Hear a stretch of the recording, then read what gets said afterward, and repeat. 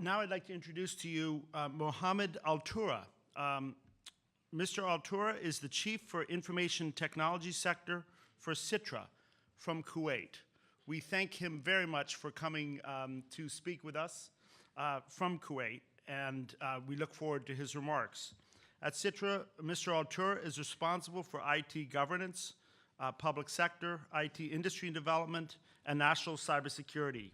Previously, he spent 19 years with Microsoft International. It's my great pleasure to introduce to you Mr. Altura to give the next keynote address. Mr. Altura?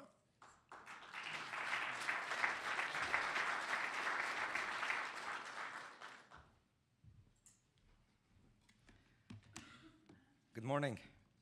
Thank you, Mr. Tom, for this great event. Distinguished guests, thank you very much for coming in this very challenging weather. That shows even more resilient approach for cybersecurity.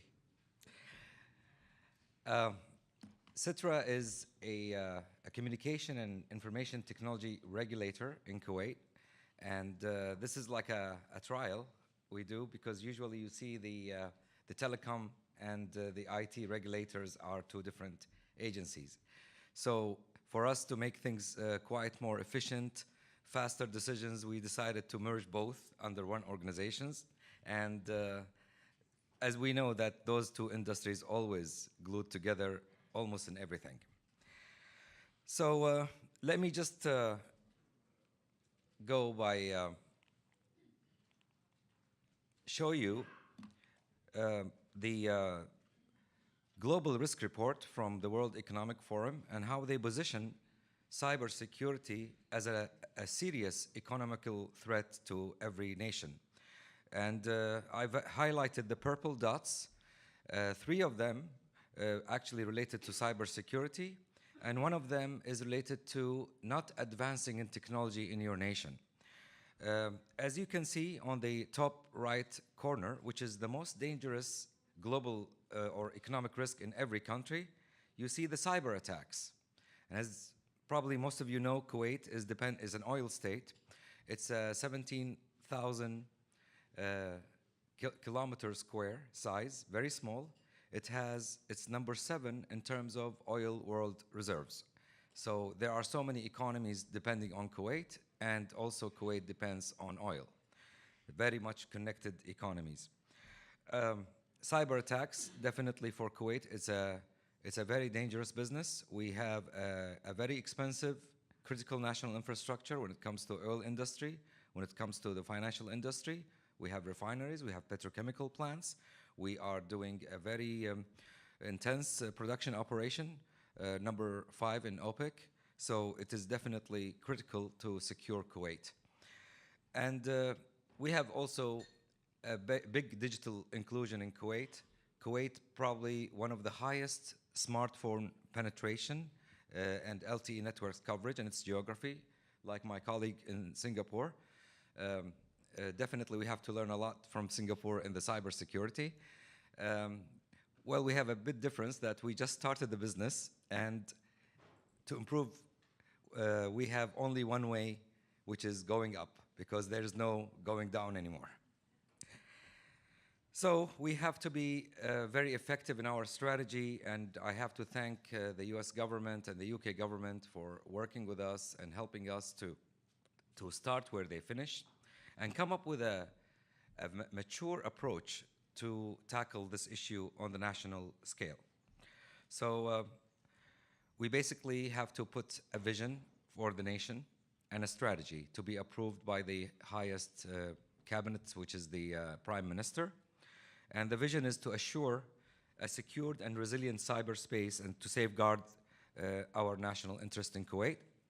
And we have also to, sorry about that. We have also to ensure that we are working every day to establish and promote a national cybersecurity structure, including capacity development and technical development and legal policies and process within all the critical national infrastructure. We call them CNIs. So moving on this,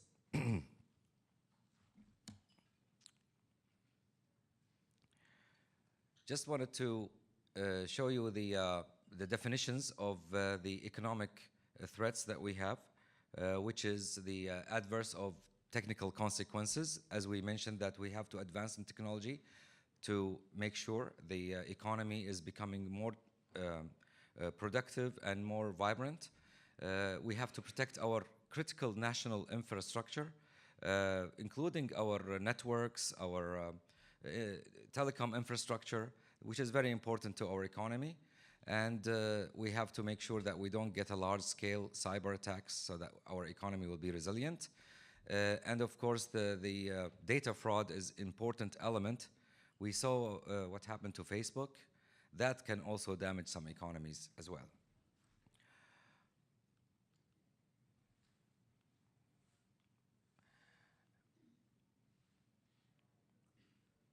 So we have simply to make 3 objectives for our national strategy. First, we have to make a national awareness. We have to promote a culture of cyber security that supports safe usage of cyber space. So everybody has to understand cyber in Kuwait. The young, the old, people who, in the workforce of the government agencies, of private sector. It's definitely a public-private partnership. I call it forever journey. It will never end. And to make it successful, we have to work hand in hand with the industry to make everybody's aware. So this is a program that's nobody left behind. The second objective is to safeguard our national interests. So we have identified the agencies and some private companies, which is 1/3 of the total of our CNIs. So they have to become very resilient to save our economy. The third objective is the relationship with the industry, with governments. For example, today I'm very pleased to meet many governments working hand in hand to tackle this issue.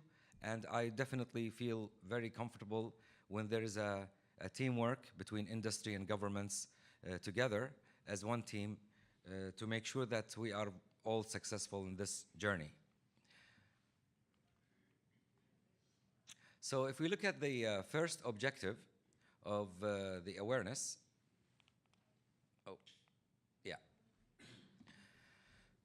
we have to definitely use the public-private partnership to make sure that we are promoting this business to everyone.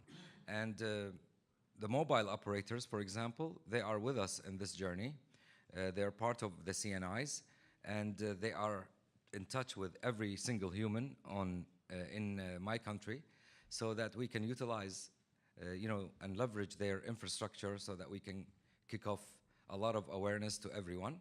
That makes it much easier than just going and doing the advertisements or conferences, because now, with the mobile operators and social media, definitely becomes more effective to spread the news about cyber.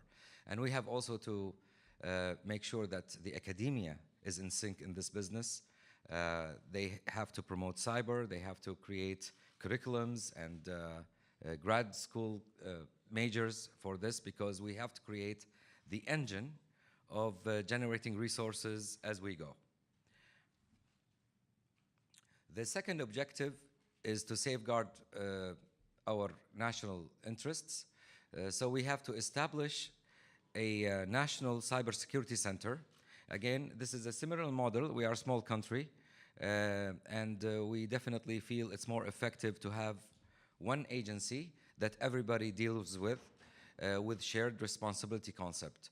And that agency will definitely have a lot of leverage in terms of having the National Cybersecurity Center, and that should have many aspects to help others, such as the CERT, the National Academy, and the standards and compliance, also the national incident response. All of those functions will be kicked off from the NCC. Our strategy is a 3-year strategy, started late last year, December 2017, and there's so much things to do. Of course, we're not going to resolve everything because we just started, but we definitely are prioritizing the areas that we should start with now, so that we keeps Kuwait in a resilient stage. So we have to, we're coming to an industry that already exists. A lot of agencies already have their own SOCs, their own standards. So we have to come up and work where they ended. We cannot just, start from scratch again. So we have to make sure that all the SOCs in the country are going to be compliant with our SOC and, have easy communication between the NCC, the National Cybersecurity Center, and the rest of the agencies and stakeholders. Legal framework is very important, and because it's a shared responsibility, so you have to be clear with your CNIs. What is their role? What is our role? How can we work together? What is the operating model? And with the shared responsibilities, and develop the standards and policy that everybody has to follow. It's like setting a bar that nobody falls under, but they can climb above it. And the relationships are extremely important in this business. I think the information sharing and the communication is critical to make everybody successful, because there is no boundaries for this business. It is coming every day. Every day there is a new challenge, and we have all to, work together and talk together to make sure that we have on the same wavelength, and makes us more stronger to defend our nations. So we have to develop a national reporting mechanism for cyber threats and attacks, so that everybody knows the level of threats that we are dealing with, so everybody proactively becomes more ready. We have to develop also a coordination mechanism to exchange information with governments and industry. This is very important. This is a forever journey, so our relationship is going to develop as we go, and the vulnerabilities will increase as we go. Smart cities, smart governments.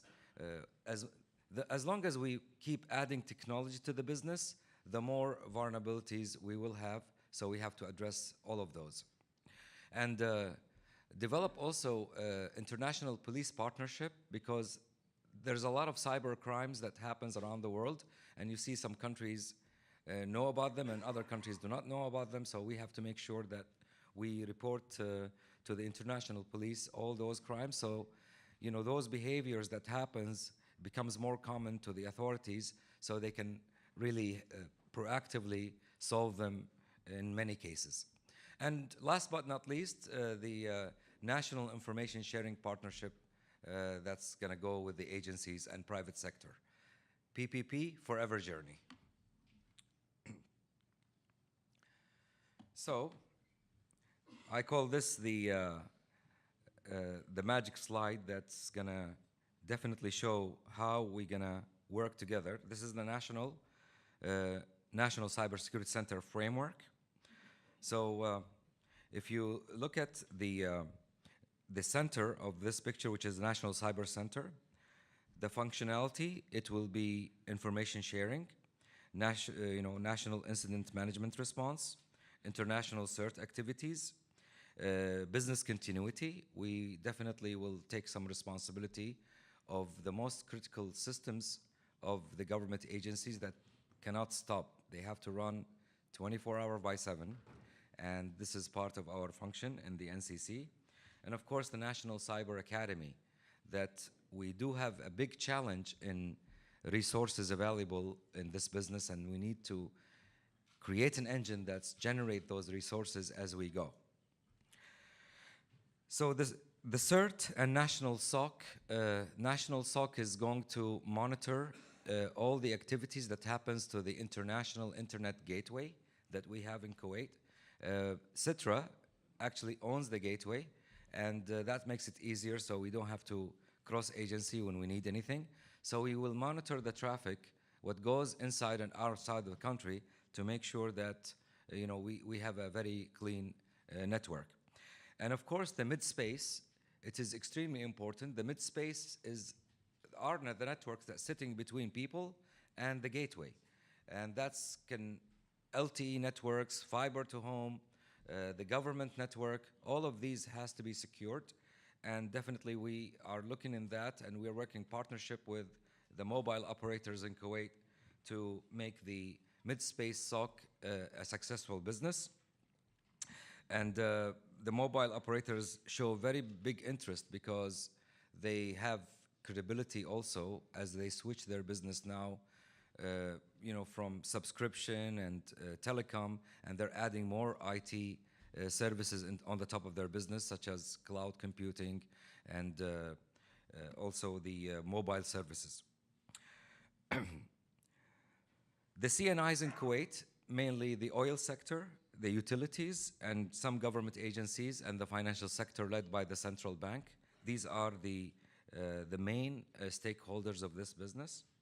And of course, we have to work very closely to the security agencies, such as the Ministry of Defense and Ministry of Interior.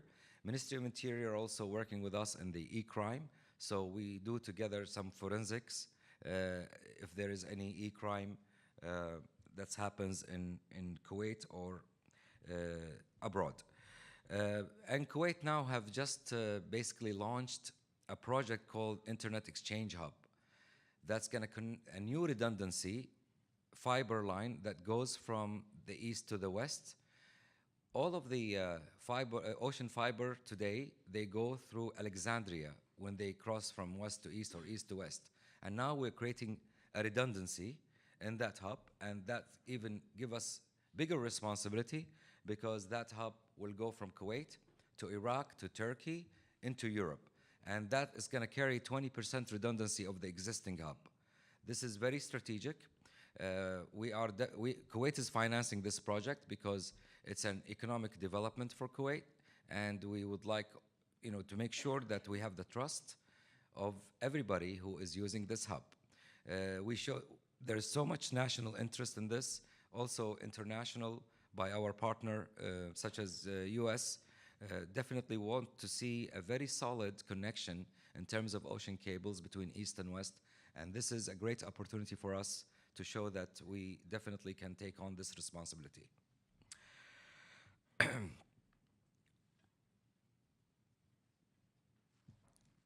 So if we look at the current challenges of Kuwait, you see this is a very interesting position because you've seen a very advanced models in the previous slides. Now you see a country that's has a very low maturity in cyber, and we need to quickly develop this. So we have to have a very mature and achievable approach. We cannot solve everything in 3 years, but we definitely can reach a resilient level of cyber defense.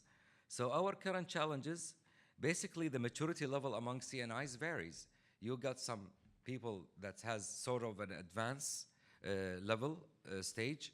I would say the banks, sometimes some of the oil sector agencies, they're a bit advanced than other agencies in the government because there was no regulation, so nobody has really invested in that so much during the past time.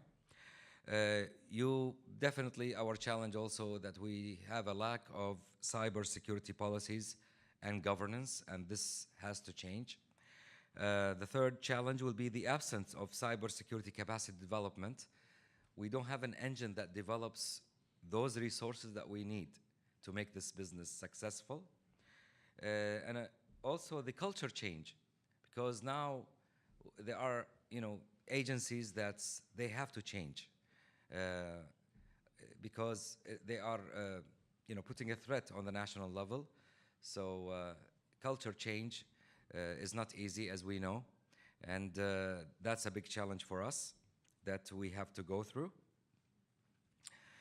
But we definitely can define the element of success in this business by having a very clear, simple, achievable strategy and a roadmap guidance to the nation. And of course, we have to have a leadership and sponsorship, and we do have that. We have the Higher Defense Committee definitely looking at cyber and facilitate all the challenges that we face to make this business happen. And joint responsibility is a key. It's like we don't want to do everything, and we cannot do everything. We have to share the responsibility with all of our community and CNI, so that we all feel together we have the same challenges and the same effort, and work like a team.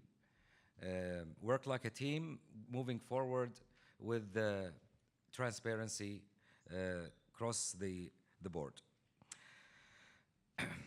Cybersecurity policies and standards that we are developing is something that's never been introduced before to the market, but we are keen to make that happen. And there has to be a compliance matrix that we have to check on them and to make sure they are compliant with our policies. And we have also a sponsorship from all the way from the cabinet to make that happen. And last but not least, the expertise that we have to generate. We have to come up with a very aggressive plan to make sure that we have resources in the market. So we're tackling it from many directions.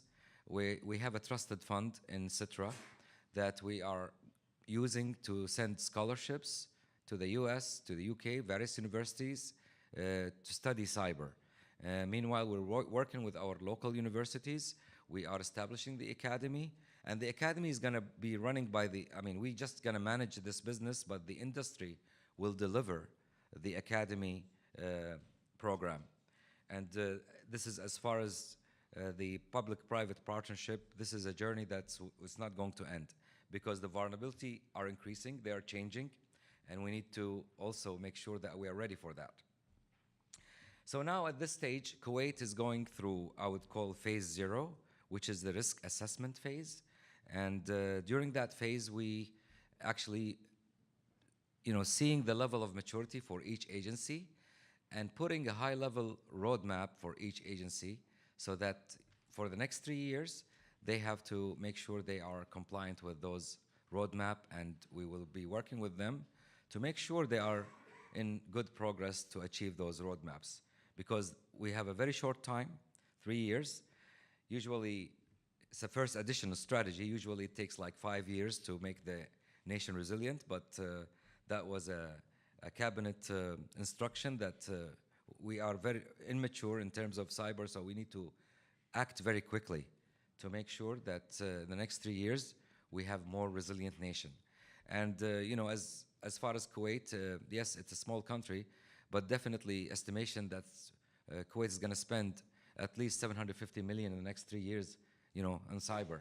And that's a huge potential for the industry to come and really invest in Kuwait. And I have to repeat that again, that we do have a regulation in the industry. We're not going to be open for all the industry. We're going to follow the regulation of US and UK because we cannot afford, getting companies that doesn't have maybe the same integrity as the companies that's working with our partners such as the US and UK. We definitely heard a lot of challenges that happens previously with countries that had no regulation for the industry, so they had to, pay extra to fix whatever they have missed for not regulating it. But we don't want to do that because we have only 3 years, and we want to make sure that we are learning from other people's mistakes and moving forward on that. And definitely the academy is one of our priorities now to kick off and create resources to handle such business. So you can go and download our strategy from this link, National Cybersecurity Strategy, State of Kuwait.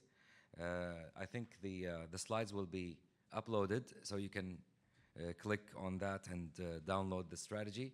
It is we try to make it very simple, not too much technical stuff in it, so average person can understand. This is part of our awareness level, so everyone should understand the strategy and make it easy for them to implement. So that's all I have to say about Kuwait, and I would love to hear your questions. Thank you. Let's give him a round of applause, please, Mr. Altura. Thank you.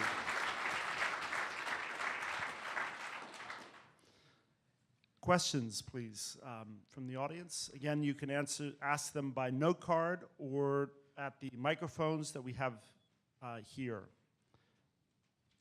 As you're deciding on your questions, if I could start with one on the current challenges, the 4 current challenges outlined. How can, and given your spending goals over the next several years, how can U.S. industry be most of assistance to you?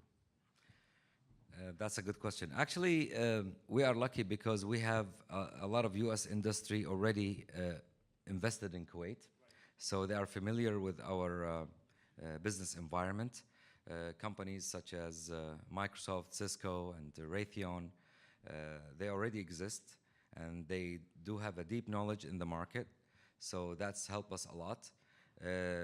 But also, we would like to have, more industry to come in Kuwait and help us, because no one company can do everything. We always have to, complement each other, but definitely that community is important. And we have now a new law for foreign investments, zero tax. So any foreign companies in Kuwait can open as a local company, and that will be very helpful for them, much cheaper for them to run their business, and gives them more competitive edge, if you will, with them and their partners that's practicing in Kuwait. Thank you very much. Other questions from the audience? One here. Walter Rockman's Department of Defense. So you've talked about international partnerships with the U.S. and the U.K. You've talked about the private sector. Can you talk about regional partnerships?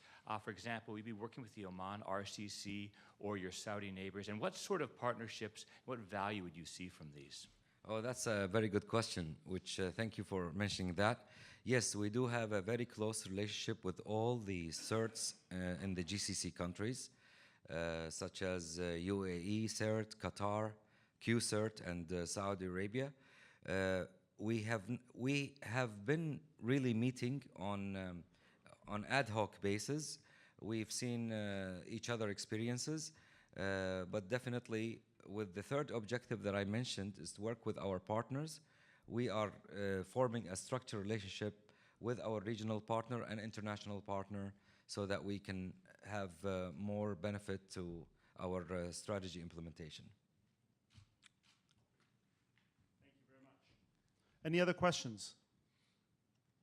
If not, we thank you again, Mr. Altura, for coming today. We thank you for providing your insights, for your travel from Kuwait, and for your generosity of time. So thank you very much. Thank you. Thanks.